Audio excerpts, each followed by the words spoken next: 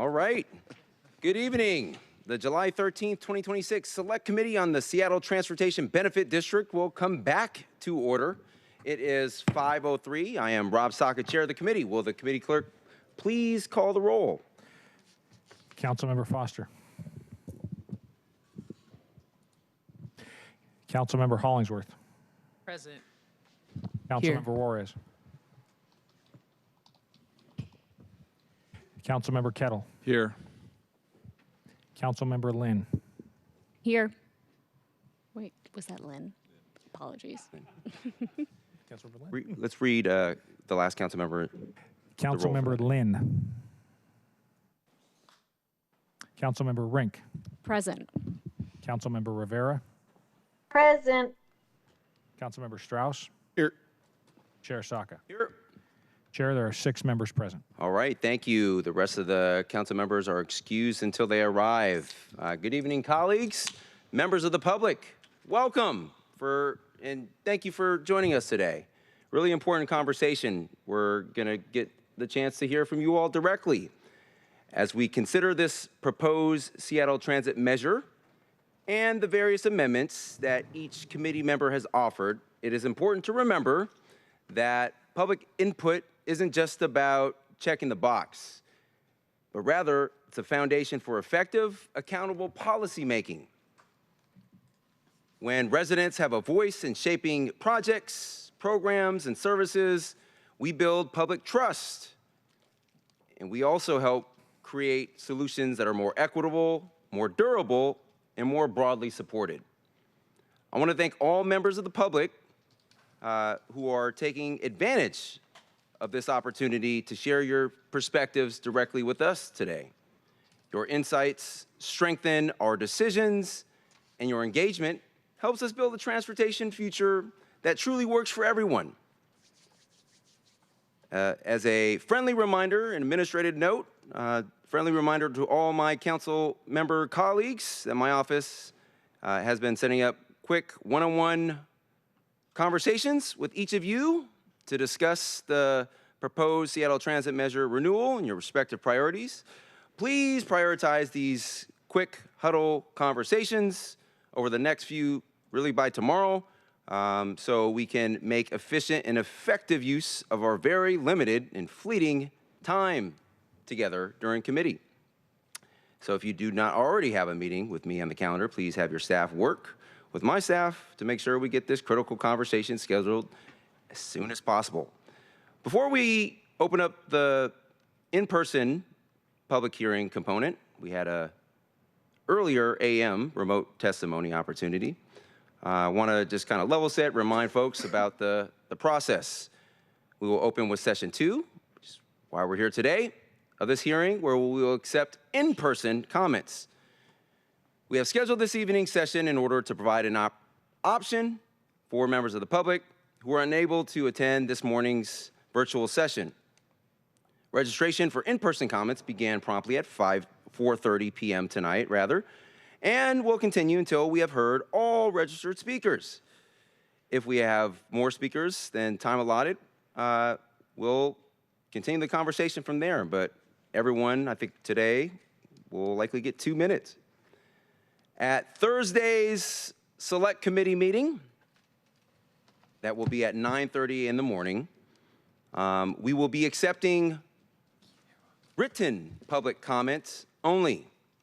This is to allow for plenty of time to deliberate, discuss, and vote on the amendments and the final package, and allow us to approve a final package to submit to the full council for consideration, which the anticipated final vote for that at full council is next Tuesday, a week from tomorrow. So the goal of Thursday's meeting, my goal to share that meeting is to ideally get folks out of here no later than noon. And I know that a few of my colleagues have other regional committees that start earlier in the afternoon. But members of the public are encouraged and welcome to submit their comments to the Seattle Transit measure via email. If you want to send them all to everyone at council at seattle.gov, of course, ensures everyone gets it. good old-fashioned snail mail, postal mail, dropping them off here on the second floor, verbally here tonight, and verbally to our respective offices between now and Thursday by calling or contacting our respective offices. So with that, those administrative notes aside, let us continue to the reason why we're here. It's your turn to speak. Will the clerk please read item 1 into the record? Agenda Item 1, briefing and discussion on Council Bill 121226, an ordinance relating to a sales and use tax, providing for the submission to qualified electors of the city at an election to be held on November 3rd, 2026, a proposition to collect a sales and use tax to fund transit and related transportation programs in Seattle, and ratifying and confirming certain prior acts. Thank you. We'll now move on to the public hearing on Council Bill 121226. Public comment should relate solely to Council Bill 121226, relating to the Seattle Transit Measure. Clerk, how many speakers are signed up this evening? Chair, we currently have 47 in-person speakers signed up. Awesome. Each speaker will have approximately 2 minutes. And clerk, can you please read the public comment instructions before we get there? Note that Council members Foster and who else? Council member, I think Rivera was virtual, has joined us in person. I was here. And before we read the public comment instructions, one of my colleagues wants to make a quick note. Councilmember Strauss, you're recognized. Thank you, Chair. Just like I said this morning, I will be pulling Amendment 8 regarding contracted transit shuttles, as I've been reassured that our existing HopeLink contract will continue to be able to provide great service, such as the Golden Gardens Direct. Thank you. Thank you. All right. Now, clerk, can you please read the public comment instructions? The public comment period will be moderated in the following manner. Speakers will be called in the order in which they registered. Speakers will hear a chime when 10 seconds are left of their time. Speakers' mics will be muted if they do not end their comments within the allotted time to allow us to call on the next speaker. Comments are only being accepted on Council Bill 121226. We will begin with the first speaker on the list, Cecilia Black. After Cecilia, we'll hear from Dennis Sills.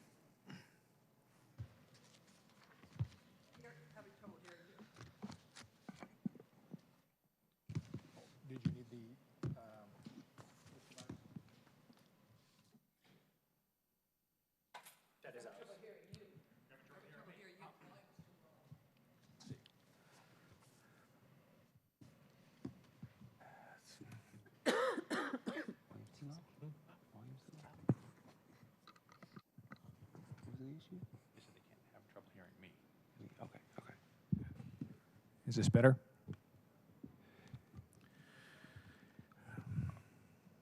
All right, at ease for just a moment, we're actually gonna, so we heard some great feedback from the audience, having trouble hearing our clerk speaking.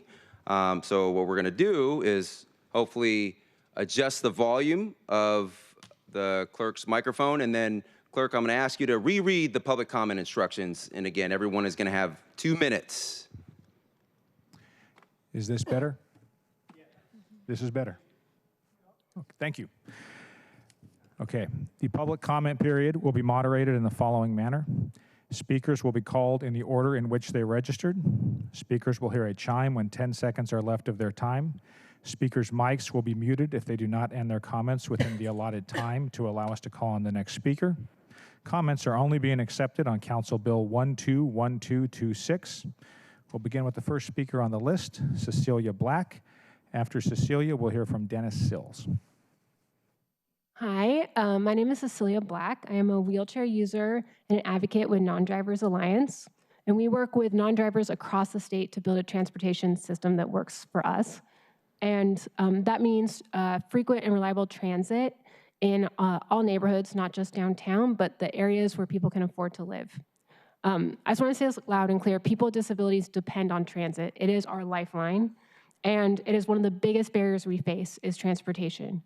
And so I am so excited because this is, we are looking at a transit measure that can seriously expand frequent transit for everybody in Seattle, almost everyone in Seattle, and really make a huge impact on the accessibility of our city. So unlike capital projects, the STM is our one funding tool for expanded transit hours. So please support Amendment 24 and keep this measure focused on transit. Also, I know, Councilmember Kettle, and that it is really challenging to fund all the services we have with very little funding tools, and sales tax is not ideal. But cars is the most expensive, one of the most expensive expenses that people have, and this measure is would go such a long way to making sure that people do not have to own a car, do not have to pay for gas, and so I'm asking you to please reject Amendment 13, 3, and 4. And also just want to say that when it comes to funding the services that we need, we really think critically about regressive taxes.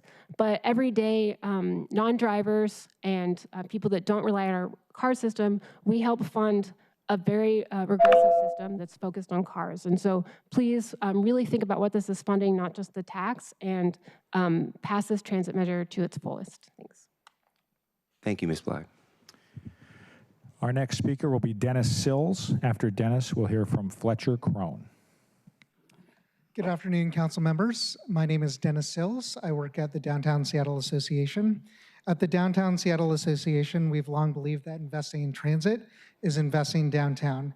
Downtown is the region's largest employment center and home to thousands of businesses, major employers, arts and cultural institutions, sports venues, hotels, restaurants, and retailers. When people can get downtown safely, reliably, conveniently, businesses thrive, employers can attract talent, and visitors experience the best of Seattle. We saw that firsthand during the FIFA World Cup. Transit enabled hundreds of thousands of people to come downtown, supporting businesses, cultural institutions, and hotels and restaurants. Metro and Sound Transit carried more than 1.1 million riders during the first 2 FIFA World Cup matches, while Link set new daily ridership records. That simply wasn't a transportation success, it was an economic success. We appreciate the council's work to strengthen this proposal, especially the leadership of Chair Saka. Several amendments represent meaningful progress and advance many of DSA's priorities. We especially appreciate the stronger focus on accountability, performance reporting, transit safety, stronger connections downtown, a greater emphasis on transit service, and a shorter authorization period. These changes make the measure stronger and provide greater confidence that investments will deliver results. As much progress has been made, there's still an important opportunity before you. Over the next decade, downtown will experience significant change as Sound Transit builds the next generation of our regional transit system. This measure should help us navigate that transition by ensuring that downtown remains accessible through construction, not simply after it is complete. We encourage the City Council to pair these investments with the downtown mobility strategy. Thank you for working on this, and we sent our full comments in a letter earlier. Appreciate it. Thank you, Mr. Sills. Our next speaker will be Fletcher Crone. After Fletcher, we'll hear from Katie Ricciuto. Hi there, my name is Fletcher. I'm 23 years old, and like many people my age, I care a great deal about the climate. So I wanted to remind us all about what these amendments would mean for the climate, not just for the future, but also for right now. Well-funded and well-functioning public transit has been clearly demonstrated to reduce greenhouse gas emissions. Especially here in Seattle, we have a big opportunity to do that because transportation emissions are one of our biggest sources of greenhouse gas emissions. So when we think about keeping the status quo of spotty transit service that is not reliable through late hours of the night,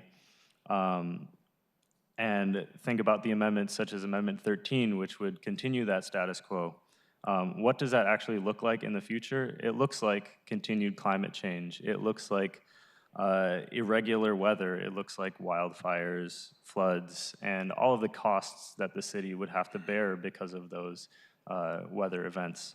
So I encourage you all to vote no on Amendments 13, 4, 3, and 5, which would continue that dangerous status quo and fund this measure to its fullest extent. Thank you. Thank you, Fletcher. Our next speaker will be Katie Ricciuto. Following Katie, we'll have Kathleen Berry Johnson. Good afternoon, Chair Saka and members of the committee. My name is Katie Ricciuto, and I'm here on behalf of Transportation Choices Coalition. I'm a proud District 2 resident and a daily transit rider. Thank you for your work so far on the Seattle Transit Measure. For those of you who know our local and beloved Seattle to Portland bike ride, I've done it a few times. I feel like we're at the point in the ride where we're like crossing the Longview Bridge into Oregon, and you know you're gonna make it, but you're not sure how much it's gonna hurt to get to the finish line. So my comments are pretty straightforward. We ask you to reject, as they are, amendments 3, 4, 5, and 13, and keep strong investments in service for riders without any extra steps. Frankly put, asking Seattle voters to raise their sales tax for the same bus service they have today is not a winning message. If we're asking voters to pay more, we should be delivering more. There are plenty of good amendments, and I want to call out specific support for amendments 10, 11, 17, 26, 27, and 29, which expand transit access passes, connect regional centers, guarantee a 75% minimum spend on bus service, and look toward progressive funding sources. Again, I know you're all working really hard on this, so let's get over the finish line feeling good. Send us the strong measure and let the voters decide. Thank you again. Thank you, Katie. Next, we'll hear from Kathleen Berry Johnson, then Greg Woodfill. Good afternoon. My name is Kathleen Berry Johnson. I come from Historic Southtown Town, which is a state-created organization that exists to elevate the voices of Pioneer Square and Chinatown International District in the context of all the development that goes down there and in land use decisions. And it is a highly transit-dependent community with the elders and young children and people wanting to have more and more reliable transit. I'm here to say that the Seattle Transit Measure is not broken. It does need more funding, and we do need to be attentive to it, but it has made Seattle, and this is what I saw on my feed today, America's next top transit city. Don't pull our punch right now, okay? It has, and the transit measure has proven that Seattleites and those visiting here will ride and love transit, and the Seattle Transit Measure is affordability. These are the people who are here telling you that it is an affordability issue, because we know it, because we ride it every day. Please do not cut services. Please do not make funding more uncertain, and please adopt the mayor's plan. Thank you very much. Thank you. Really appreciate it. I want to thank every members of the audience for, to the extent you're moved by particular comments, just snapping along. That shows us you're rocking with it and you agree, and then you can share your feedback directly with us when it's your turn. Really appreciate it, though. Thank you. Our next speaker is Greg Woodfill, followed by Veronica Arbesuita. Good evening, Chair Saka and distinguished council members. I'm Greg Woodfill, president of ATU 587, representing around 5,000 transit workers with living family wage jobs who literally move this city.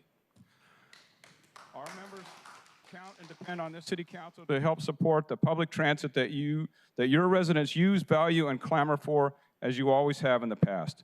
Seattle voters will support extending the STM.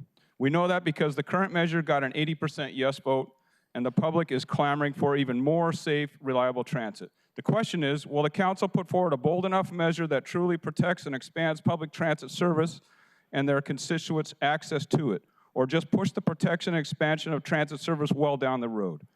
Every tax dollar invested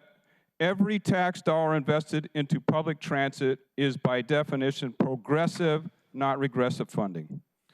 We recognize and respect the City Council's authority, responsibility, and good intent on all of your proposed amendments, some of which we support.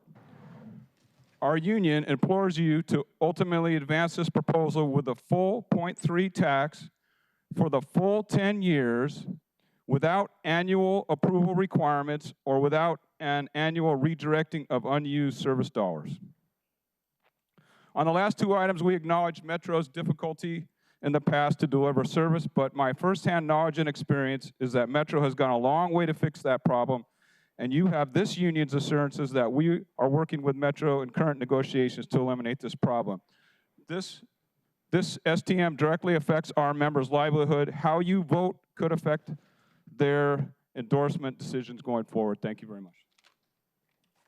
Thank you, Local 587, President Woodfill. We'll now hear from, I believe it's pronounced Veronica Arbasuita. Please correct me if I have it wrong. Next will be Victoria Kellogg. Veronica Aristieta. Thank you. Thank you. My name is Veronica Aristieta. I'm a member of District 5 in Greenwood, and I want to see stronger bus service everywhere. I have lived in the city for the past approximately 10 years, and the buses have been how I've gotten around everywhere. They have been my life and my livelihood. They have helped me get to high school and finish high school when I was doing that before COVID. They have helped me get around and see friends and family during, after I graduated high school, when I was coming back from college in another state. They have helped me go to college here. The buses support everyone in this city's livelihood. And without them, we would not be able to have a livable, affordable city, which is what everyone wants. Additionally, I just want to say that I do not support amendments 13, 5, 3, and 4, which would cut and reduce and pit neighborhoods against each other, weaken the measures in significant ways. Do not support those. I want to see amendments 11, 17, 10, 29 supported. Finally, paying for transit out of tax dollars is literally pennies in comparison to owning a car. Owning a car is $12,000 a year. Thank you. Thank you, Veronica.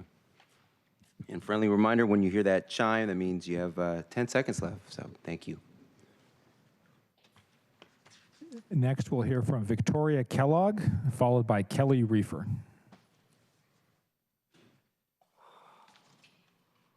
Hi there, my name is Victoria.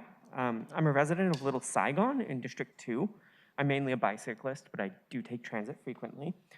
Transit is how I get home safely after a night out on the town, and how I go to the grocery store, and how I access medical care. Many people like me rely on the bus to get around. King County Metro is an obvious public good.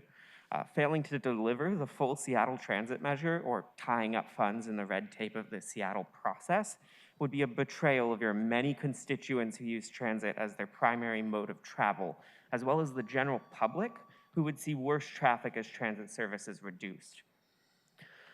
In addition, I just kind of want to add, let's not let perfect be the enemy of good when it comes to delivering things like this, when it comes to improving our city, because worrying about the immediate paths you can take rather than stressing about hypothetical options in the future is the best thing we can do. We can only kind of put one foot in front of the other.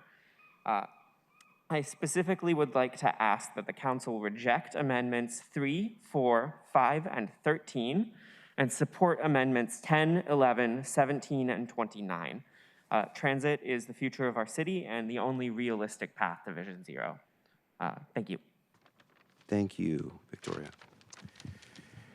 We'll now hear from Kelly Reefer, followed by Nick Sattel. Hello, Chair Saka, members of the council. My name is Kelly Reefer. I'm a District 4 resident and one of the 20% of Seattle households that is car-free. For my family, transit is a lifeline. It's how we get where we need to go, where we want to go. And I encourage you to pass the boldest measure that we can possibly push forward. I want to also talk about public safety. So I rode public transit throughout the deep, dark depths of the pandemic, and I have been on some moments where public transit hasn't felt that safe. And let me tell you what makes public transit safe. Frequent, reliable public transit. When the bus is coming in 5 minutes, 7 minutes, then I'm not sitting here in the dark, rainy November night wondering when my bus is gonna come. I know that it's gonna arrive and I can hop on the bus where I have a wonderful bus driver to make sure that I feel safe and secure. When we're looking at what makes our transit more accessible, it's getting more riders on the bus every day. When we invest in transit service, that is the investment in transit safety. That is where we want to see Seattle Transit measure dollars going. And I'm really excited to say that this is for $29 a year. That's a really good and affordable use of our tax dollars. That's just like 9.5 taps on the bus. For regular transit riders, that's tapping to work, to and from work every day. This is a worthwhile investment for our city, and frequent transit is safe transit. Thank you. Thank you, Kelly. We'll now hear from Nick Sattel, followed by Jason Lee. Hello, council members. My name is Nick. I help co-lead Fix the Late. And well, we've been focusing on getting bus lanes on Denny Way. A really big problem for transit for the whole city is getting more transit service and making sure that people aren't waiting as long at bus stops, make sure we have a frequent transit network. And there are so many reasons for this. One that we've heard is on affordability. You know, this measure will cost the average Seattleite $29 a year or $2.50 a month. That is about 2 quarts of gasoline.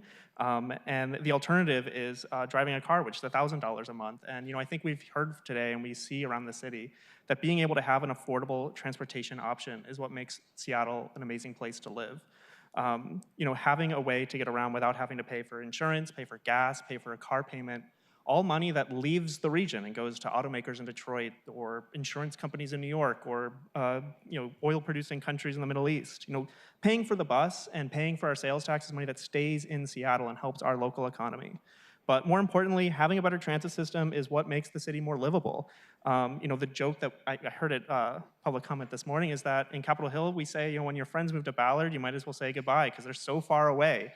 And, you know, not having a frequent, fast transit option to get from Capitol Hill, from downtown, from Northgate to Ballard means that we all kind of live in our own little neighborhoods and own little cities within the greater picture. And having better transit that's faster, frequent, and more reliable means that we're gonna have a way to get around to each other and see each other.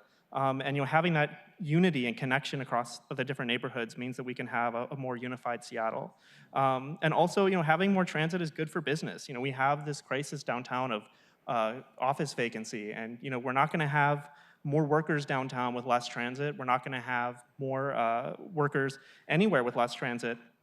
And it's gonna be a lot harder to run a business if it's harder to get around and it's harder for people to come to your business and frequent it. So for all those reasons, asking you to vote no on amendments 3, 4, 5, and 15. Prioritize transit riders. Please pass the Seattle Transit measure to its fullest. Thank you. Thank you, Nick.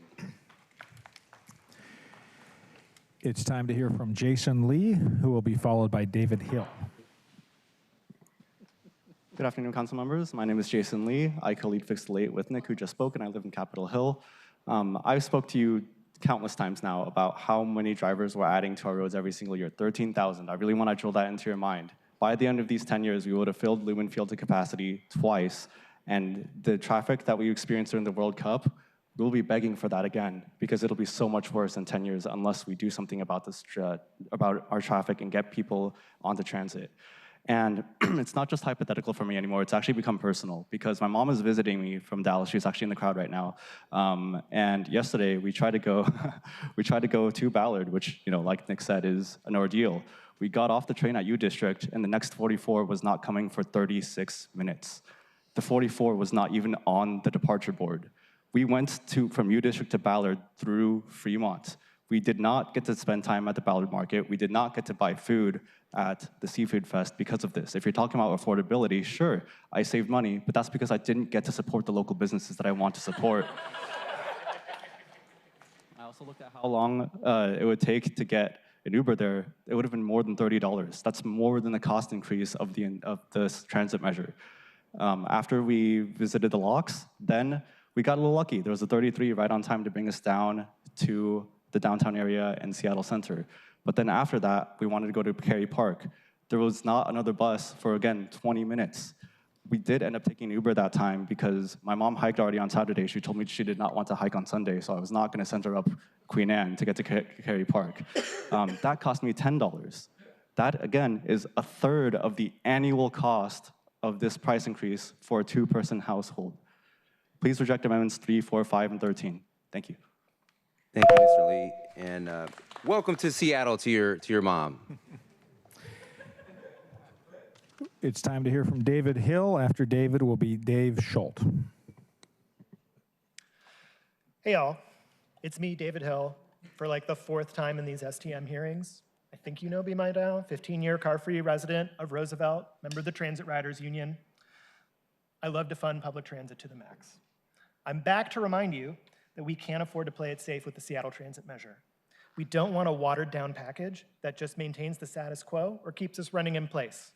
What we actually need is a real investment that expands service hours, frees up our streets, and connects people to the amenities and economic opportunities Seattle has to offer. When we fully fund our buses, it ripples out to help everyone, even people who only drive, by reducing gridlock and keeping the whole city moving. You have the chance to pass a visionary measure that meets the actual scale of Seattle's growth. Let's pass something that we can honestly be proud of and that we know Seattle voters will approve in droves as they did in 2020. Thank you. Thank you, David. Next up, we have Dave Schultz, followed by J.J. Bishop Boros. Thank you, council members. My name is Dave Schultz, and thank you for holding hearing at a more reasonable hour for those of us that work during the day.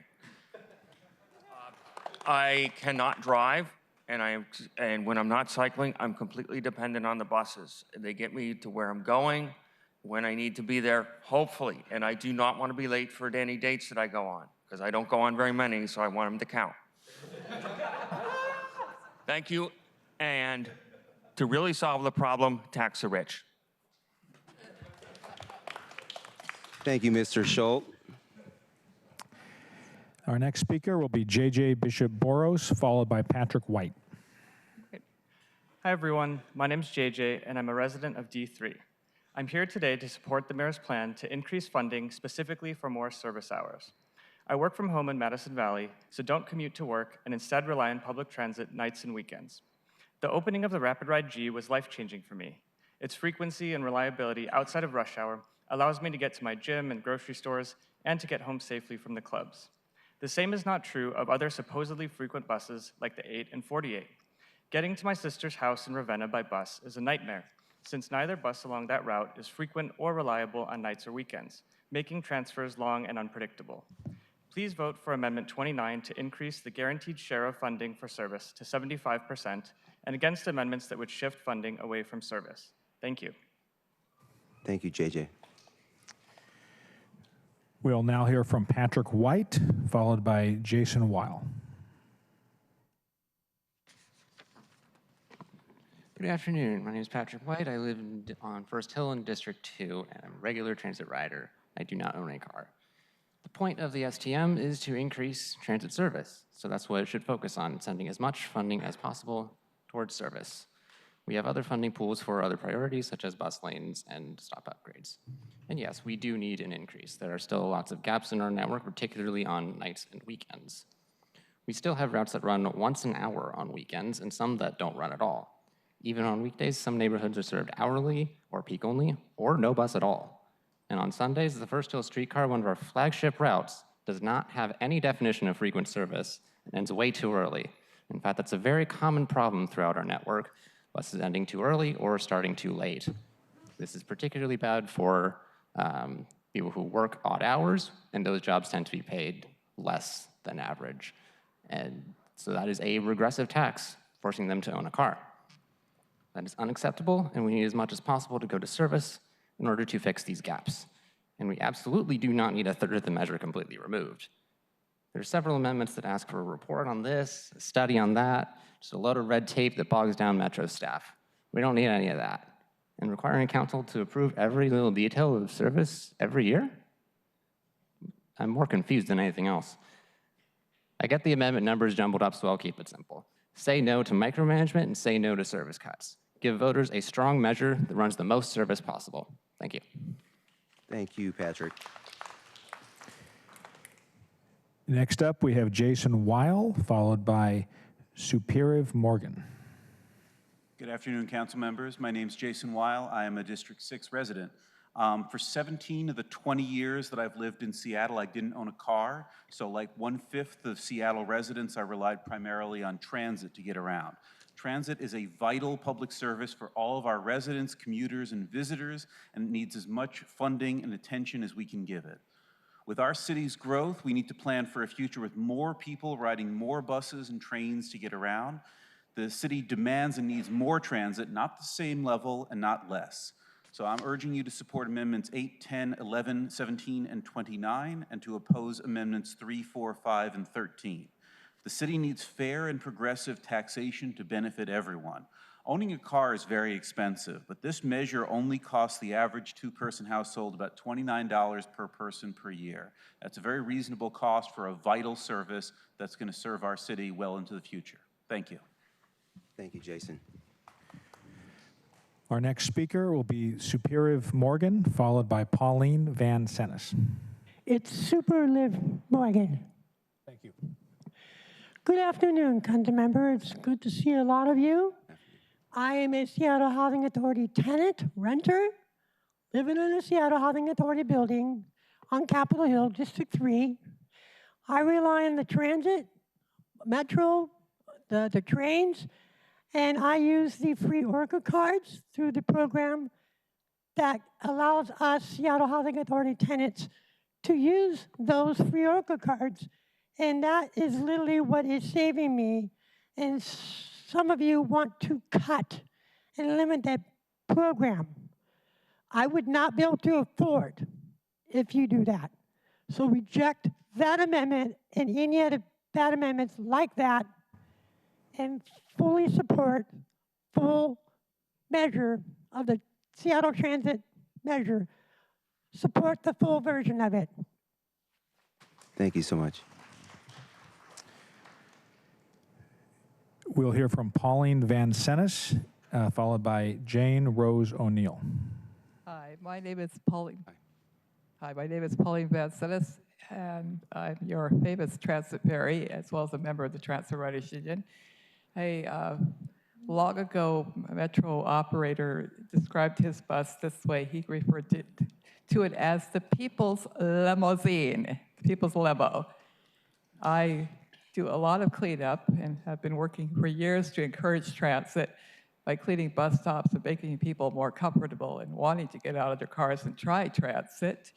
But I have come to think more holistically, entire neighborhoods, entire corridors, and hopefully supporting the businesses, because if the businesses are comfortable and get more business, there will be more tax revenue, which will support measures like this. And also, it supports everything else that I care about, including, and it's good for people, it's good for the sockeye salmon that finally decided to come in at Ballard Locks just recently. So I don't see any downside. And I encourage Seattle to think world-class in all ways, world-class transit, world-class everything. So please support this measure. Thank you. Thank you, Pauline. We'll hear from Jane Rose O'Neill, followed by Ellen Green. And the last name is 1L for Jane O'Neill. Thank you. I live in District 3, Capitol Hill. I am also transient. I use the transit a lot.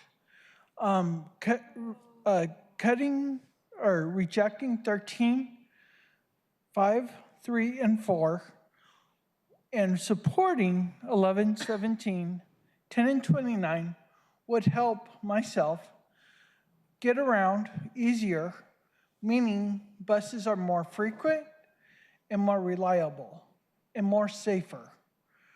Right now, I've been attacked in alleys or on the streets trying to wait for buses or trying to get away from a person. And this is also how our bus drivers are also becoming unsafe, because we do not have the resources to support even the drivers. By cutting, it actually makes people that rely on the buses, and also for those that drive the buses, it makes it so much harder. Please respect what we're asking and come up with a bill that will support everybody and help make the streets a lot less crowded by the cars and make it safer. Thank you. Thank you so much. Next up is Ellen Green, followed by Bill Roach. Thank you for this opportunity to speak with you today. My name is Ellen Green, and I'm the Executive Director of the First Hill Improvement Association. We support Mayor Wilson's proposed Seattle transit measure and strongly urge you to reject Amendments 13, 5, 4, and 3. First Hill is a clear example of why full investment in service is essential.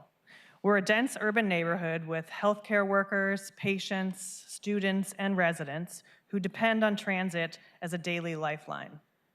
We don't have a light rail station and rely heavily on buses and the First Hill streetcar. And our neighborhood continues to experience burgeoning growth.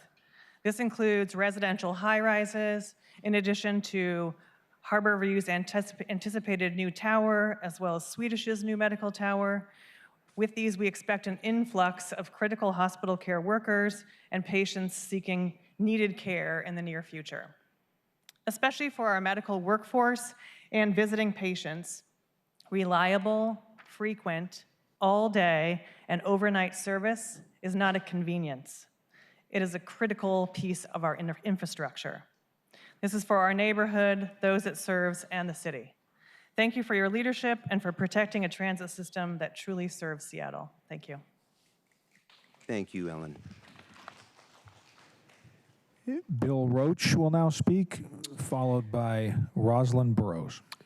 I'm Bill Roach, and I live on First Hill and Horizon House, and I'm here to speak in District 3, and I'm here to speak on behalf of all seniors who are transit dependent, which is many of us. We need the increase in transit to assure our mobility as we age, and it allows us to thrive. I support the mayor's proposal. Please do not adopt the amendments 3, 4, 5, and 13. Help us thrive. Give the voters a chance to adopt the full measure. Thank you. Thank you, Mr. Roche. We'll now hear from Rosalind Burrows, followed by Brittany Brost. Hi, thank you for having us today. I'm Rosalind Burrows, and I'm in District 3, and I love to ride transit. I do have a car for the times when transit is not operating as well as I would need. I'm a new resident to Horizon House, and I would love to give up my car and ride transit. It really is our mobility in Horizon House, and for many people, it's our lifeline to get around. I also support transit because I was born and raised in Detroit. I really hated being car dependent. I don't like the traffic. I want to help with climate and all the other resources that are so important. Thank you. Thank you, Ms. Burrows. Our next speaker is Brittany Brost, followed by Andrew Lindstrom.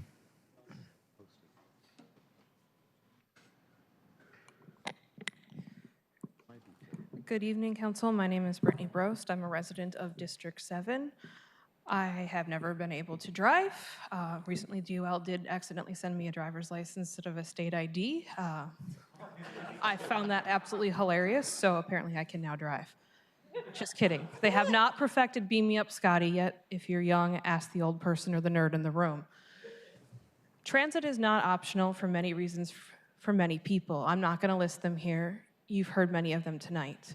Transit is personal for me. I've been riding transit before I was born with my mother, who also had the same genetic condition I have and could also not drive. I have directives that when I die, my ashes are to ride the bus to where I'm to be dumped, because that is how committed I am to transit. This measure should be the full time, 10 years, for the full amount. Transit helps me get around. It makes sure that I have a job and can be a productive member of society. It gets me to my doctor's appointments. It gets me to the grocery store. It means I can live alone. It means I don't have to take expensive Ubers and Lyfts everywhere because my bank account says, no, ma'am. You may want to take that $60 Uber, but the bus is $3. You're taking the bus. And quite frankly, it makes sure that I can have friends. Now, sometimes I got to go, it's really late at night. Can one of you give me a ride home because the bus doesn't run that late? Or I'm going to have to take 3 buses, and that's 90 minutes. And if one bus doesn't show up, then I can't get the next bus because the bus stops running. And then I want to be walking home for like ever and a day. So late night bus service would be, expansion is an excellent idea because I may be old, but I like to party still. So, you know. If I could get my party on a little later at night, because ending at like 11 is, you know, like maybe when I'm 60. Thank you. Thank you. Thank you, Brittany. Our next speaker is Andrew Lindstrom, followed by Nora Sandler. Hello, council members. My name is Andrew, and I'm a Beacon Hill resident and Transit Riders Union member here to testify in favor of more bus service. I recently had the privilege to help write a report on transit commute usage for the Transit Riders Union, and the #1 barrier preventing transit usage is lack of bus service. This measure needs to reflect this clear need and not the parochial interests of individual council members. To this end, I support amendments to the measure that increase bus service, particularly numbers 16 and 29. And to this end, I am testifying in opposition to all the ticky-tacky amendments micromanage Metro. These all add costs and will reduce the number of buses that this measure can provide. We don't need reports on smaller buses, we need more buses. I don't have time to reply to each amendment in turn, but I urge you all to vote for amendments that reflect transit riders' actual need for more bus service, not the needs that you project onto us. I'm fortunate enough to live on the number 36, which gets service every 10 minutes most of the day and 24-hour service. It's incredible, and all Seattleites deserve the freedom that this has afforded me. This measure can get us closer to that, but only with the full 0.3% amount and only if we direct the funds towards what riders need most, more buses. Thank you. Thank you, Andrew. Our next speaker is Nora Sandler, followed by Michael Pham. Hi, my name is Nora Sandler. I live on Capitol Hill, and I rely on transit to get around. I support the proposed Seattle transit measure and urge the City Council not to cut the level of funding or divert funding away from service hours. I'm lucky to live in a neighborhood where transit usually works very well. But it depends, oh, you gotta start the timer, guys. Sorry. Okay, I have a lot to say, so this is great. Sorry. So I'm lucky to live in a neighborhood where transit usually works very well, but it depends on where I'm going and what time of day it is. Increased bus service, frequent, reliable bus service would mean that when I have a doctor's appointment in South Lake Union, getting there and back doesn't take longer than the appointment itself. It would mean that I don't have to race out of a party at 10 p.m. to catch the bus because the next one isn't coming for half an hour. It would mean that I could go to Discovery Park or Ballard without devoting an entire Saturday to getting there and back.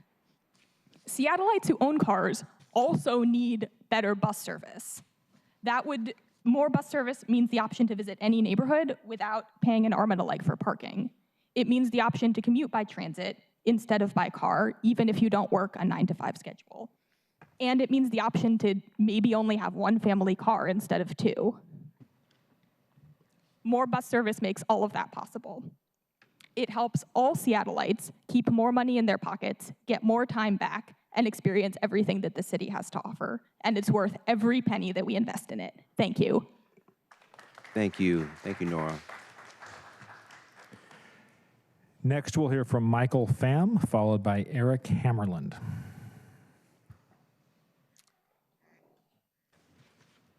Hello, council members. My name is Michael, and I'm here to encourage y'all to vote against Amendment 13 and any amendments that would shorten the time frame of the STM or just in general take away from transit service.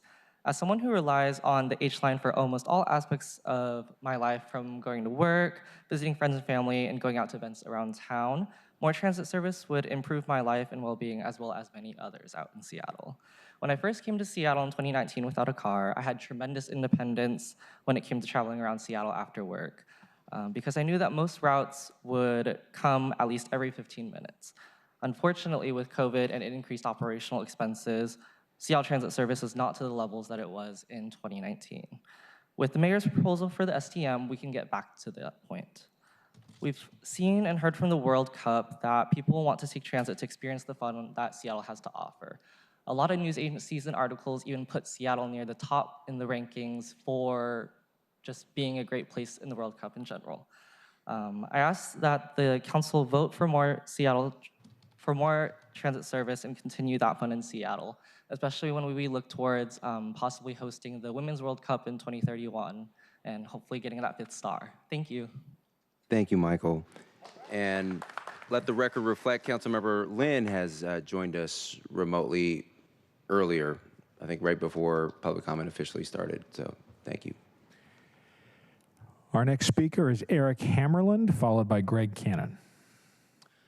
Good evening, council members. My name is Eric Hammerland, and I am a lifelong resident of District 5. And this is my first time ever speaking in front of City Council. After 3 decades, I decided to finally come out because this measure is so important. We have to support this measure as robustly as we possibly can. So I'm a non-driver. I cannot drive for medical reasons as of a few years ago. And maybe naively, once I stopped driving, I immediately realized, oh my goodness, this city is impossible to navigate by bus and walking exclusively, especially if you live out in the city limits in District 5. There are so many neighborhoods, we keep name dropping Ballard, but there are so many neighborhoods across the city that I just have no real access to. And errands that would take me in a car 10 minutes to run now take at least an hour, if not longer. It's just a really ridiculous way to live, and it's not a way to live that a city that is pretending like we are this amazing destination on the world stage, right? We thrived during the World Cup, everybody loves us, everybody's hearing about us. We can't have this kind of public transit infrastructure. It just does not hold up, and people visiting and people moving here, that's the first thing that they're gonna notice. So, as a lifelong resident of this city and somebody who loves it dearly, I want to see us invest in this public transit infrastructure that I know that visitors and residents alike are going to really, really love. So let's reject amendments 3, 4, 5, and 13. Let's please support amendments 10, 11, 17, and 29. Let's make this thing as powerful as we can possibly make it. Thank you so much. Thank you, Eric. And welcome. It's your first time here. Thank you. Our next speaker is Greg Cannon, who will be followed by Sola Plumacher. Hello, City Council. My name is Greg Cannon, and I live in District 7. I want to make the case for why a fully funded STM is needed for everyone and not just transit riders. First of all, I'll point out that my home district includes large chunks of downtown, SLU, and Belltown, which has a dense core and many car-free residents. And as you've heard today, we have so many people in our city who are passionate about transit and rely on transit. But I also want to address the fact that there may also be voices in your ear from people who don't think about transit and don't ride transit. People who have a large single-family home in Magnolia and Queen Anne, who drive their kids everywhere and hear the word sales tax increase and their brain just shuts down. But even for them, I truly believe that a fully funded STM is in their benefit. Every person that takes the bus is someone that's not honking at them in traffic. And if we can move tens of thousands of people out of cars and onto transit, it'll reduce traffic for everyone, save lives, and clean up the air we breathe. I'm really personally passionate about this. There's more and more research coming out every year that living near arterials and highways is killing us. It's causing cardiovascular disease, lung problems, many other issues. Car-dependent cities literally kill us, and transit is the only answer. But back to what I was talking about. More frequent and safer bus routes additionally mean that parents can let their teens take the bus instead of having to drive them everywhere. My mom hated having to drive me everywhere in my car-dependent hometown in Massachusetts, and she would love if I could have taken the bus for all of my random needs. And the annual cost of this measure is so small for these families that may not think about transit, and the benefits will outweigh the costs even for them, even if they never take one bus, even if they never step on the light rail, and even if this is not a big issue for them. So I believe we should reject Amendment 13 and the other amendments people have called out that got this measure, propose a full STM. Thank you. Thank you, Greg. Our next speaker is Sola Plumacher, who will be followed by Leslie Daniels. Hi, Chair Saka and members of the committee. I am Sola Plumacher. I'm the Director of External Affairs for Plymouth Housing, which is a permanent supportive housing provider here in the city of Seattle. And I am here to talk about the transit measure and the added benefit of the the transit access program, which is a huge benefit to our low-income residents, in particular residents who have experienced homelessness in the past. We would support a report if that's necessary, but believe that a report would demonstrate that this program is critical for our low-income neighbors, and particularly those who've experienced homelessness. We do support increased access to ORCA passes and would hope that we can further enable residents' ability to travel to necessary appointments and other activities throughout the city. Thank you. Thank you, Sola. Sola, good to see you again, and belated congrats on your, I think, newer role. It's time to hear from Leslie Daniels, followed by Matthew Crane.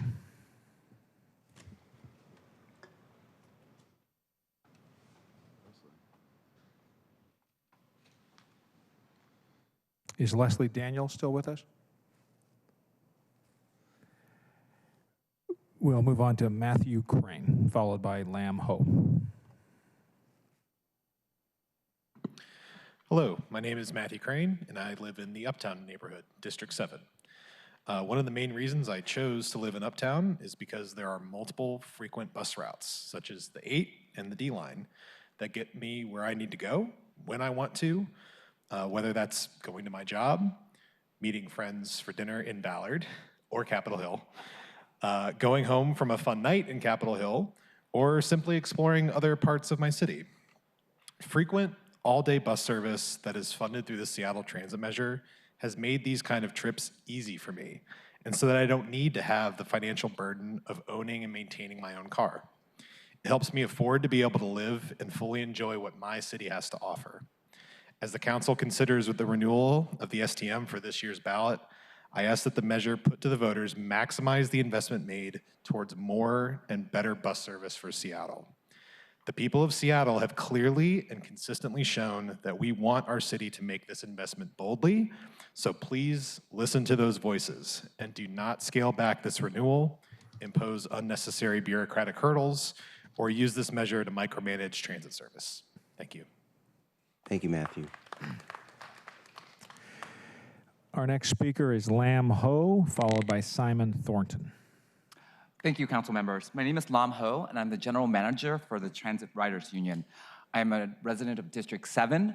I'm also a lifelong transit rider, so not my proudest moment, but I passed the bar exam, but I can't pass the driving test. So as a community organizer, as a community lawyer, I literally take the bus or the train from Seattle, also out throughout King County on all the work that we're doing there. So being able to take transit, especially late nights, is really critical for me. But today, I'm actually here speaking not on behalf of the desperate need that I have because I can't drive, but instead on behalf of the MASS Coalition, which is the Move All Seattle Sustainably Coalition. It's an alliance of 14 diverse organizations working in various sectors, but are committed to working together to connect our diverse neighborhoods, reduce dependence on private vehicles, achieve Vision Zero, and make Seattle carbon neutral, and also ensure equitable access for transportation for all people. That mission is exactly why I'm here on behalf of the coalition to strongly support the Seattle Transit Measure at a fully funded level of 0.3% and for a 10-year term. For MASS, transit is not just about moving people. It's about protecting our climate, strengthening our communities, and ensuring that every resident, regardless of income or ability, can navigate the city with dignity.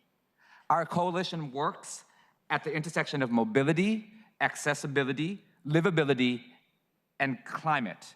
And we see firsthand how frequent, reliable transit unlocks safer streets, cleaner air, and more connected neighborhoods. As a result, we ask you to support the Seattle Transit Measure at 3% and 10 years, and please reject Amendments 3, 4, 5, and 13. Thank you. Thank you, Lam, and congratulations on passing the bar exam. That was a long, long time ago. Oh, okay, all good, all good. You know what,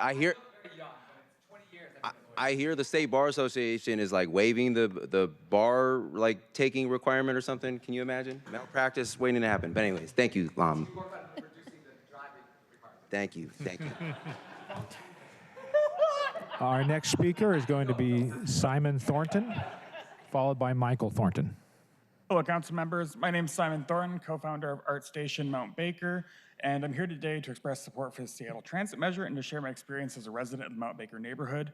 In partnership with the Seattle Department of Transportation's Community Mobility Hubs program, we have been able to create a noticeable impact in our community through paid public art opportunities and targeted public space activations surrounding the transit hub. In 1 year through this program, we have offered 21 paid public art opportunities, including transit shelter murals, signal box and litter bin vinyl upgrades, and interactive temporary installations.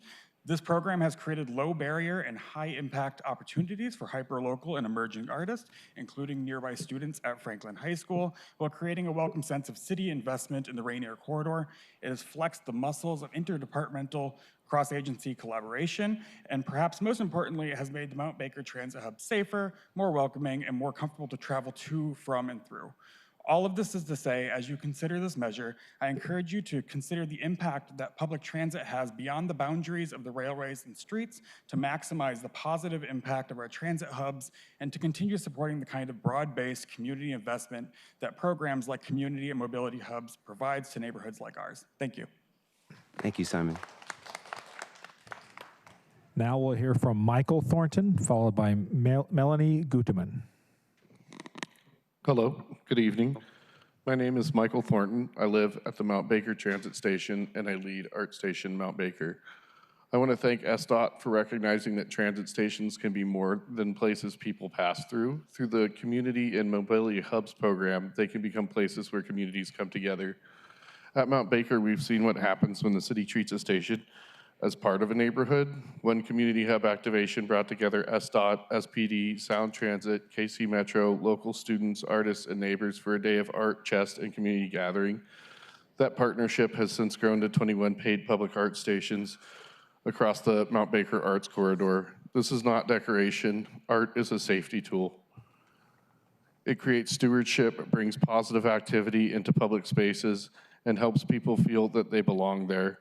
That's what Community and Mobility Hubs invest in, not just infrastructure, but the partnerships and community presence that makes infrastructure succeed.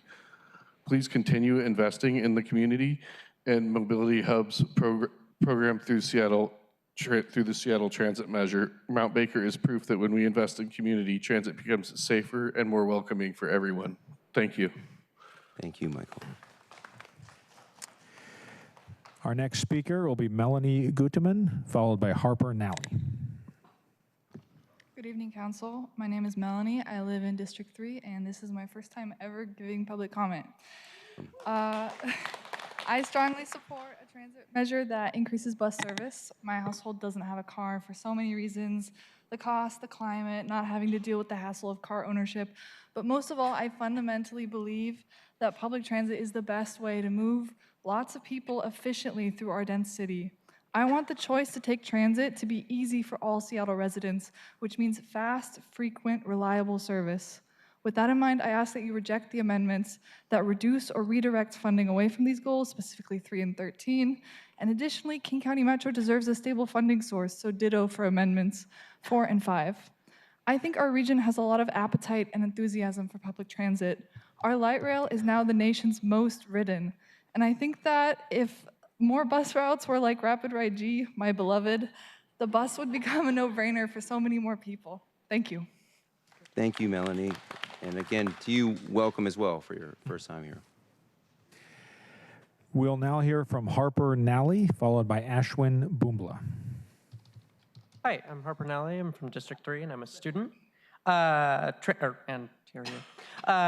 Transit is a silver bullet for climate change, affordability, noise pollution, light pollution, traffic congestion, and traffic fatalities. It boosts our economy, makes our city more livable, and makes our cities more healthy. This is not merely an opinion. This is not a debate. These are well-documented facts supported by mountains of scientific evidence. Given these facts, it is a no-brainer to fund this measure at a 0.3%. I am a student at Seattle Central on a very tight budget. Even with this regressive sales tax, the first time I don't have to spend $7 for a Lime or an Uber, thanks to the expanded night service this increase will pay for, I will already be saving money. Money that doesn't have to go into the pockets of the CEOs of Uber or Lyft is money that can recirculate in our economy. Money that doesn't have to go to oil and gas companies or car companies is money that can recirculate in our economy. And money that doesn't have to go to treating the increased rates of health problems caused by cars is money that can go into our pockets. If you use transit to get to downtown, or only use transit to get to downtown during the day, you may think that our transit is good enough. But I want you to think about all of those trips you use with your car, use your car for, because transit isn't good enough. Put yourselves in the shoes of the Seattleites, the 20% of Seattleites who don't have a car to fall back on. Reject amendments 3, 4, 5, and 13 because a world-class city is one where transit riders are treated with respect. I am not just like night service is so incredibly important. I am the emotional support animal and photographer for my best friend, who's a DJ. I'm out at 2 a.m. a lot, and I'm lucky enough to live in Capitol Hill near the 49, but most Seattleites are not, because our night service just is not good enough. Fund this more. Thank you, Harper. We'll now hear from Ashwin Boombla, followed by Aiden Clegg.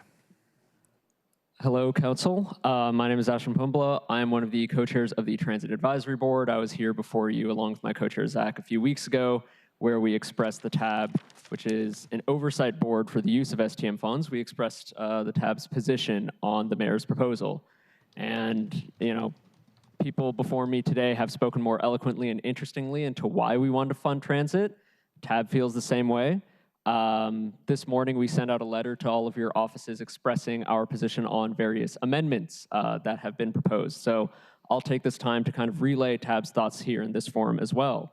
Like many here, we urge you to vote no on Amendment 13, regardless of if it stays 0.2% or 0.223%. You cannot ask people to pay more for either less service or the same amount of service. That is explicitly against what Seattle voters have demonstrated through their votes and through their time again and again. On Amendment 4, which would require an annual sign-off by Council for Transit Service, we also urge you to vote no. The TAB actually had a part in developing the equity priority framework that SDOT uses to determine where transit investments are made. We see every year how these transit investments are made. They are not made arbitrarily. They are made through a rigorous methodology that works, and we don't want to replace that with further process that would gum up the works and you know, slow the delivery of transit to other folks. I see that I'm running out of time, so I'll just say we also oppose Amendments 5 and Amendments 3, and we support Amendments 11 and 17, which both state intent to advocate for new sources of progressive revenue, Amendment 16, which would ensure eligibility of funding on night service, and Amendment 24, which would increase minimum spending on transit and ensure that projects such as Graham Street could potentially go through. Thank you for your work on this, and please say yes to transit. Thank you. Thank you, Ashwin. Next, we'll hear from Aiden Clegg, followed by Brandon Derblatter. Good evening, council members. My name is Aiden Clegg. I'm an undergraduate civil engineering student at the University of Washington, and this is also my first time giving public comment. Providing frequent and reliable public transportation is critical to ensuring that Seattle is a city that continues to grow and thrive in the coming decades, reducing car dependency and meeting our climate change goals. As a UW student, I know firsthand how expensive it has become to live in Seattle. However, this proposed increase to the tax rate is minimal, only about $30 per year for the average resident, and it is by far a worthwhile investment for our city. Previous Seattle transit measures passed with over 60% support in 2014 and over 80% support in 2020. I would ask that you please reject amendments 3, 4, 5, and 13, which would limit the effectiveness of this measure, and approve amendments 10, 11, 17, and 29. Thank you. Thank you, Aiden. And again, welcome. There's a handful of first-timers today. Welcome. Really excited to have you. So. We'll now hear from Brandon Derblatter, followed by Joseph Bolden. Welcome, Brandon. Hello, my name is Brandon Derblatter. Motor vehicles are the largest single source of pollution in Seattle. They rank next to murders in terms of how many Seattleites they kill. We need to fix this. One of the most powerful tools we have is expanding transit and making it better. So I have a voting guide for the City Council on amendments to the Seattle Transit Measure. Reject Amendment 3. This is a transit measure. The funds should be used for transit. Reject Amendment 4. This just adds unnecessary bureaucracy and Seattle process to funding transit. Reject Amendment 5. Transit measure renewal under a special election means more expense to the county and lower turnout, especially lower turnout of less well-off voters who find it harder to come to the polls, harder to take off work to vote, all that sort of thing. Support Amendments 10 and 29. The dense regional centers deserve more transit dollars. Support Amendments 11 and 17. Remember how everyone's talking about how regressive sales tax is? This is the opportunity to fix it. And most importantly, reject Amendment 13. This measure is meant to fund transit. We cannot expand transit on nights and weekends if we don't have the funds. The cost to any individual of a year of sales tax is comparable to a single Uber or Lyft ride if the bus doesn't come at late in the night when you need it, or as frequently as you need it if you need to get somewhere urgently. There's just no excuse to be made about affordability here. If you really are strong supporters and believers in public transit, you will fund it as much as possible. You probably also ride it instead of driving, but that's beside the point. I'll end by saying, if anyone wishes they had my shirt, you don't have to keep telling me you wish you had one. You can just buy it. Thank you. Thank you so much, Brendan. And size XL if you want to drop one off the next time you're here. Our next speaker will be Joseph Bolden, followed by Rachel Brown. Good evening. I'm Joey Bolden, Assistant Secretary of the Seattle Building and Construction Trades Council. On behalf of over 20,000 construction workers and their families across the region and 19 affiliate unions in the Seattle-King County building trades, we want to express our appreciation and support for moving forward with the renew of the Seattle Transit Measure. This proposal invests in important transit services, access to transit and transit infrastructure such as streets, sidewalks, and curb ramps for riders, as well as bus lane upgrades. These improvements to move more people in and around Seattle are crucial. Of course, the building trades want to build, so we're particularly interested in construction elements in the package. And we strongly support amendments such as Amendment 3 that prioritize infrastructure such as the repair and expansion of sidewalks. We also oppose amendments such as 24 that reduce capital spending. Capital investments in this package will improve transit efficiency, reliability, accessibility, and safety. And of course, they will create jobs during a critical economic moment when we need good jobs. We all know that the list of transportation needs in this city is long. The investments in this levy measure improve transit and transportation in Seattle. Your capital investments create good family wage union construction jobs for skilled craft people. They will bring new entrants to the construction field through apprenticeship programs and training. And they will create pathways out of poverty into construction with those wages for women, people of color, veterans, and those who are disadvantaged in and around King County. Thank you for your leadership, Chair Saka, and so many of you who are working hard to get this done. Thank you again. Thank you so much, Joseph. We're down to our final 10 registered speakers. We'll now hear from Rachel Brown, followed by Scott Nelson. Hi, council members. Sounds like I'm in a great group of first-time folks giving public comment. I live in District 3, and I'm a renter, and as an adult, I lost my ability to drive. So I am again, in a great group of transit-dependent folks here in this room sharing about our experiences. I was already a transit rider when this happened, but I was very grateful that we had a system that could catch me and meet all of my needs. But I happen to live in an area with good transit service, and I happen to be able to afford to live in an area with some of the most frequent transit service in our city, and I know that that's not the case for everybody. So coming here today to ask you to reject amendments 3, 4, 5, and 13 and express my specific support for amendments 11, 17, 10, and 29. I specifically wanted to speak to Amendment 5, talking about the term of the transit measure from, I would like you all to vote to maintain it at 10 years so that we can give Metro and this measure the stability it needs to actually demonstrate success. As you all know, planning and government decisions take a long time, and I want to make sure that these decisions about how to allocate service have enough time without having to operate in an environment of uncertainty. And speaking specifically to Amendment 13, as others have said, I would really like a transit measure for transit service to fund transit service. Thank you for holding this hearing, and appreciate your time. Rachel, thank you. Our next speaker will be Scott Nelson, followed by Rich Vogt. Hey, everyone. This may reflect some parochial or ticky-tacky sentiments, but disability support, I hope, transcends the tension between the obvious benefits of universality and the reactionary cup and ball game that can be played with hyper-specificity.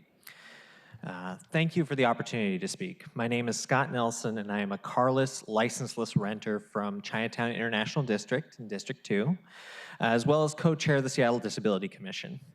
I'm here to comment today on Amendments 20 and 4. I pretty much fully agree with my colleagues from SDOT, MASS, and TAB, but I'm a fool for nuance. Amendment 20 gives language in the Seattle Transit measure that prioritizes and protects the rights of people with disabilities to access transit services and infrastructure. The world historically is built to accommodate the able-bodied, the neurotypical, and the healthy. Folks who have physical or developmental disabilities, or those who are infirmed, will then experience an incredible amount of friction, compounding natural difficulty with additional barriers imposed by built environments. Amendment 20 names that and does two crucial things. It affirms the use of funds towards the support of people with disabilities, which raises the floor so that every person in society can live a dignified life. It also reframes what money is spent on capital expenditure. It's no longer just roads, sidewalks, and curb cuts, which are all necessary, important, and valued accessibility features. But as my colleagues in disability advocacy have noted here today, there are extant funding mechanisms for sidewalks and roads, many of them far more progressive than relying on sales tax that disproportionately impacts lower-income residents. Amendment 20 is a bulwark against cynical attempts to pit neighborhoods and districts against each other by diverting capital funds from projects that prioritize specific districts towards projects that serve the city as a whole, such as wayfinding, projects that improve access to transit for folks with cognitive or developmental disabilities, and transit speed and reliability improvements. As such, Amendment 4 can be used to bolster or support the, I'm out of time. Sorry about that. Finish your train of thought if you want. Yeah. Your sentence, yeah. I think I lost it now. All good. Take a breath, you're fine. Thank you. Feel free to, if you have written comments, feel free to send those in as well. Yes. Yep, awesome. Will do. But Scott, thank you so much. Our next speaker is Rich Vogt, followed by Kalu Davis. I want to make a case for a climate change overview for supporting transit expansion because it takes cars off the road. Climate change is driven by physics. It's not driven by the Seattle budget. And to think that you can cut the transit funding to save some money in the short run is really going to be more expensive in the long run because climate change, it doesn't sit still saying, oh, okay, I'll wait for you to get around to working on me at a later date. It'll just get worse.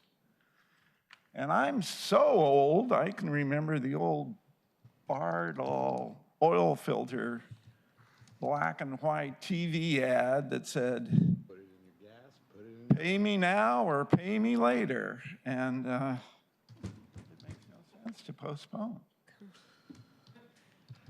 Jiminy Cricket said, let your conscience be your guide. I'd like you to rewrite that so that climate change will be your guide.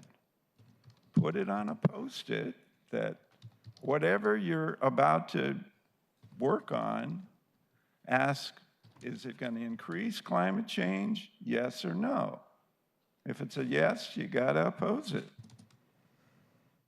So with the transit, it's pretty cut and dry that it's going to reduce the number of cars on the road. So oppose amendments 3, 4, 5, and 13. Thank you, Rich. It's time to hear from Kalu Davis, followed by Daniel Hepner. Good evening, City Council. Good evening. Good evening, City Council. My name is Kalu Davis. I'm going to provide a personal testimony as to the reason why STM needs to be fully funded. First and foremost, I am a retired King County Metro operator. Second, as an operator, I personally witnessed citizens throughout the Puget Sound be stranded by bus service that could not be provided.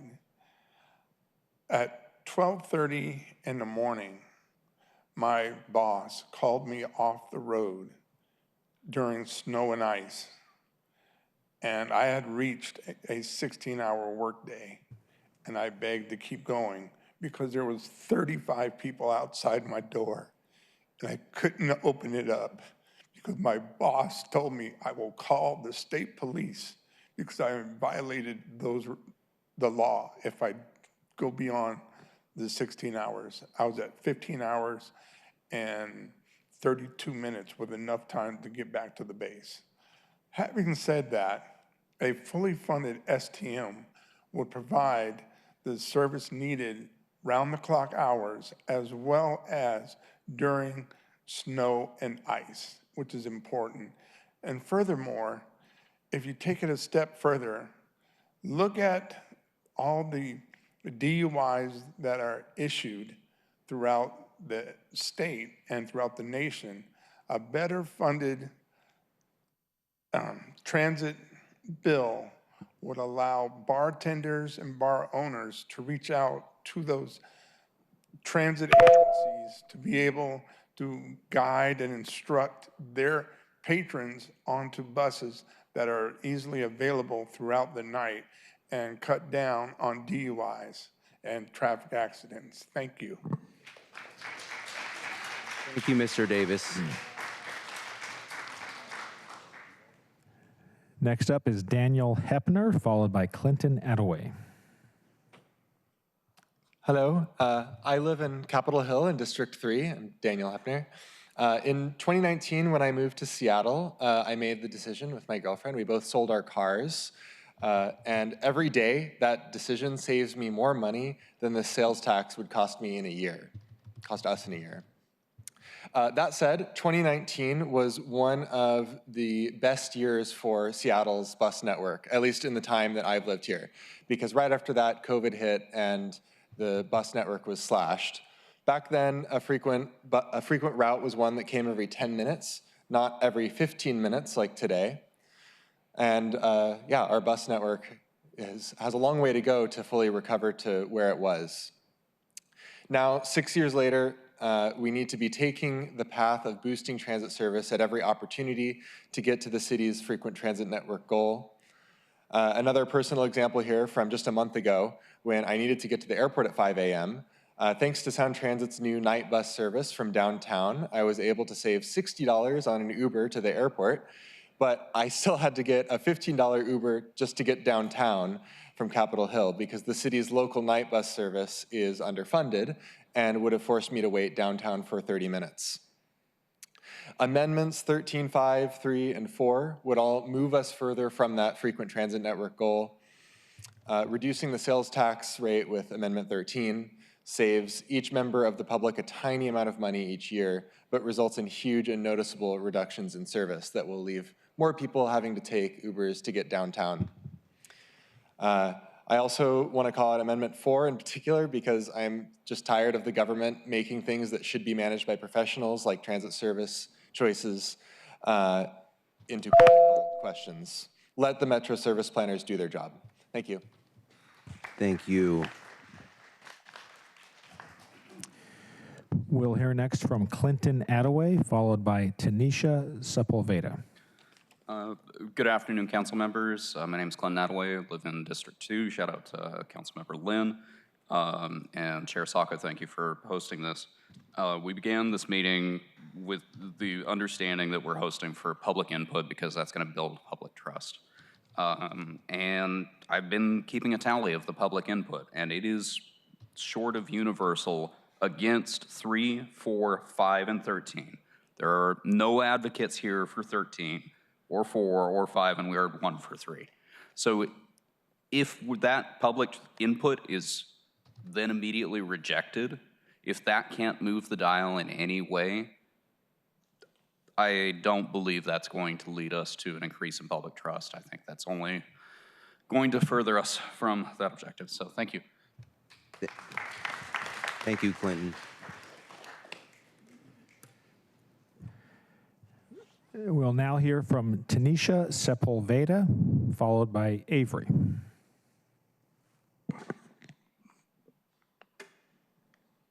Can you? Okay. Hey, everyone, and council members. My name is Tanisha Sepulveda, and I am here in full support of the STM measure. Also joining those in rejecting amendments 3, 4, 5, and 13. As a person with a disability, I heavily rely on public transit, as many people with disabilities do. Having a private vehicle, and especially one that's wheelchair accessible, is extremely costly. Not being able to have access to transit does push us out of the city and away from resources that are vital to people's everyday needs. Also, as a person with a disability, you know that I will be one of the first people to be in full support of sidewalks. However, this is not the time or money to do that with. We can do that separately. We definitely need more public transit service. I live in District 1 in West Seattle, and it takes about an hour for me in Highland Park to get to Alki Beach, which is also in West Seattle. It takes the same amount of time for me to get to the University of Washington, which is twice the distance. And not to mention also that for people with disabilities, there is access paratransit service. However, that service area is dictated by the Metro service area. So it will only serve customers within 3/4 miles of the bus lines. So expanding the bus lines and expanding service also helps in those ways that you may not be aware of. So by doing this, you are fully supporting people with disabilities and those who do not have access, cannot afford, or choose not to drive. Thank you. Thank you, Tanisha. Now we'll hear from Avery, followed by Jasmine Smith.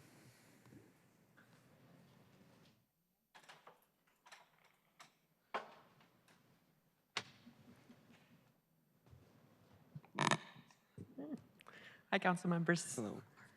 I want to talk about last Thursday when the train broke. I think we all know the train broke from roughly Capitol Hill to Northgate. And when that happened, I went out, not needing to ride the train, very luckily, but there was a line for more than 20 minutes to get on the shuttle bus to go north from Capitol Hill. The line went from the bus stop, the 8 bus stop that's normally going eastbound, from there all the way around the entire block. People were lined up, sitting in the hot sun, unhappy and grumpy because they showed up expecting 4-minute service and they got a 25-minute transfer in the middle of their ride and even slower service. All of those people are not here, but they are taking transit every day.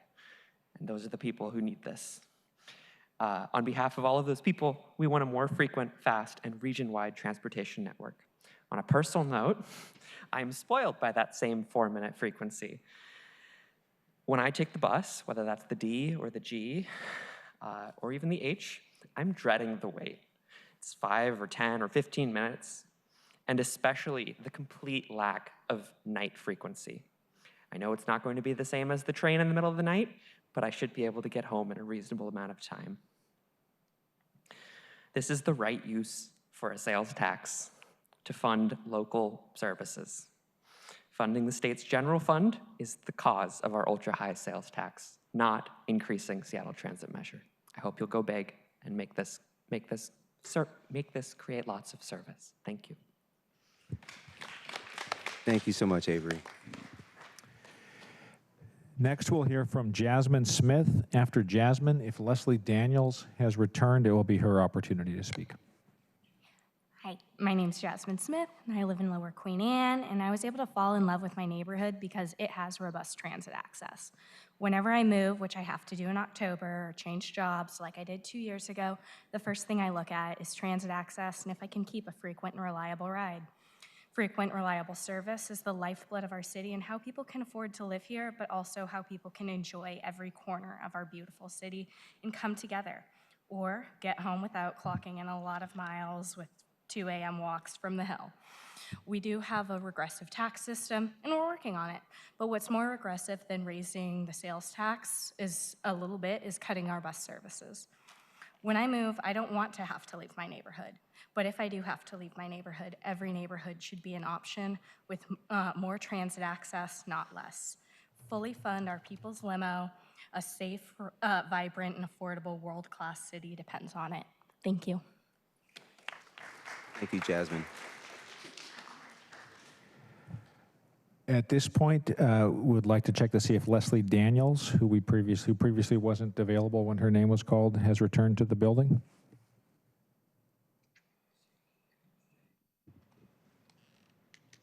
Chair, it doesn't appear Ms. Daniels is here. Therefore, we are done with the list.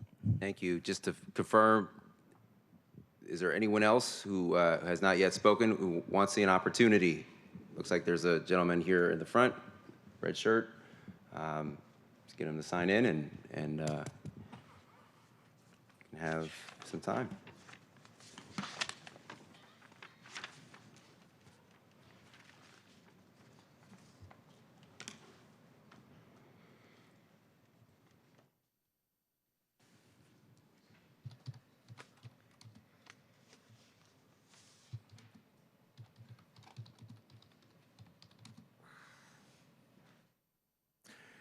Our next speaker will be Keith Haubrick. After Keith, we do have another gentleman signing in. Welcome, Keith. Hi, it's good to be back. I don't know why 2 of you are missing, so I would suggest everybody email these 2 and tell them about all the numbers, the same numbers that you've been hearing over and over again with the amendments. My situation is I scares me. I could get an accident if I blink, and if my attention is just diverted. But most of all, I'm afraid of the road ragers. So I happen to know the guy that worked at the North Broadway QFC that was killed by a road rager back maybe 10 years ago. And also, I've been in Seattle long enough to remember the guy that shot the bus driver going over one of the overpasses in Fremont. And I personally know I had a coworker who got shot in the back of a bus in Seattle, going from his second job to his third job. And we can do better than this. We are a rich city, a world-class city. And I'm thinking of other world-class cities like in Europe. Luxembourg has free buses and clean buses and reliable buses that go straight, 2 of them go straight from the airport into the middle of the city. We can do that too, if we're ambitious enough. So you've heard all the numbers, the amendments to reject and to adopt, and I think you should be convinced by now. So that's that for now. Thank you for your time. And by the way, I live in District 3, and tomorrow I'm going to Wild Waves. It's going to take me an hour and 45 minutes to get from Capitol Hill to Wild Waves. So there's something else to work on. Thank you, Keith. Our next speaker will be Riley Bauer. Hello, council members. I was not initially planning to speak on this, so I'll do my best to keep this coherent. A lot of people have already outlined really good reasons to move forward with this measure, fully funded, reasons more important and critical than my own. But I wanted to just say, as a car owner, as a homeowner in the Roosevelt neighborhood, that I don't have to ride the bus all the time. I don't have to ride the light rail. But I really like to, I prefer to, I want to do that whenever I can. I don't want to drive. And the number one consideration for me personally when it comes to whether or not to drive or to take transit is frequency of service. So increasing service is just an easy way to get me out of my car. And I think there are a lot of people like me that would prefer to do that as much as we can and are happy to pay the small increase in sales tax that this might cost. But yeah, so please move forward with this. Thank you, everyone who has spoken already, and thank you, council members, as well. Thank you. Thank you for sharing your feedback. We currently do not have any more registered speakers, but would like to extend the opportunity to anyone else in chambers who would like to speak. We just ask that you please sign up, and we will hear you. Who hasn't yet spoken? Anyone else? No one inspired by our last public commenter who didn't come in here intending to speak, but nevertheless chose to, which we appreciate. All right. Well, thank you. Then, if there are no more registered public speakers. One more. One more. Thank you. Let's get them to sign up, and love to have you share your perspectives.